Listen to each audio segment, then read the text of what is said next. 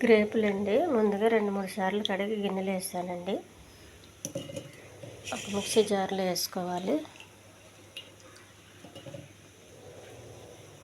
Mixie జార్లో వేసి మూత పెట్టుకోవాలండి. మిక్సీ చేస్తున్నాను.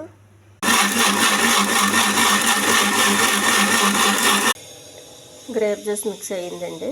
దీన్ని ఒక గిన్నెలో జాలి పెట్టుకోవాలండి. జాలి పెట్టుకుని ఉడకెట్టుకోవాలి.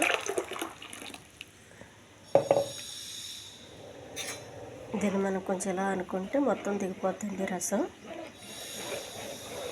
ఈ ఛానల్ నచ్చితే సబ్స్క్రైబ్ చేయండి, షేర్ చేయండి, లైక్ చేయండి.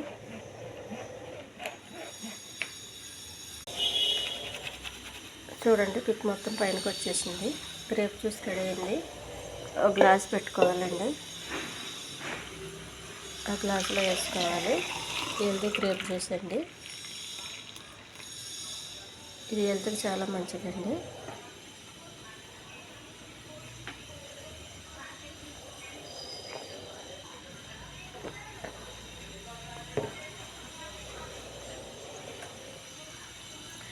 కొంచెం పులుపు ఎక్కువగా ఉందండి. వాటర్ వేసుకోండి పుల్లగా ఉంటే.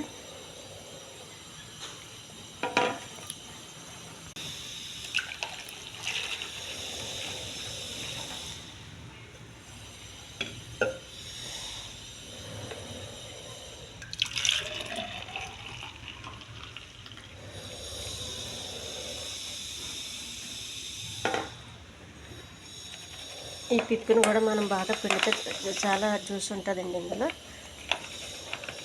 ఈ జ్యూస్ పడేయద్దు.